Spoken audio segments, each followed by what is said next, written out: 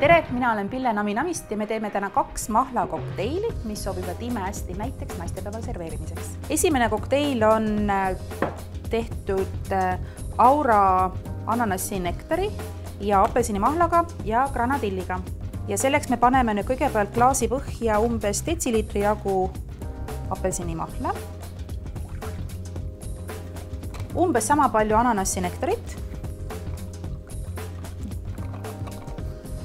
ja poole granadilli viljaliha, me oleme see granadilli juba pooleks lõiganud. Me pool viljaliha paneme siia sisse praegu, pool granadilli ja siis segame läbi ja täidame klaasi jääga. Kui soovib natuke lahjema kokteili, siis võib ka näiteks mulliveega pikendada. Ja selle teise granadilipooliku me paneme siia, segasime läbi, teise granadilipooliku me paneme siia peale ilusasti. Siis läheb see sisse joogikõrs ja siis see ananassi ja apelsini granadilli kokteil on serveerimiseks valmis. Teine kokteil, mis me teeme, on natukene sunrise või selle päiksetõusu kokteili sarnane. Me võtame klaasid, paneme siia põhja nüüd umbes pool detsiliitrit, mis on 3 supilõisuga täit vaarikad. Võivad olla värsked vaarikad, võivad olla sulatatud vaarikad, samuti võib tegelikult olla väga hea vaarikamahl.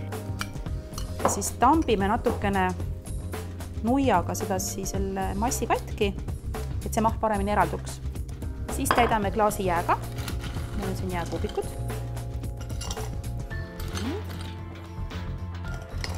Lisame Aura apelsini mahla.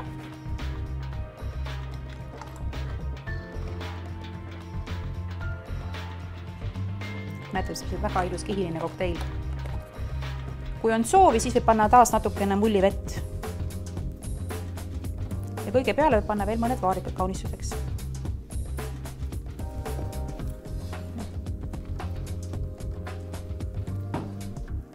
Imeilusat naistepäeva!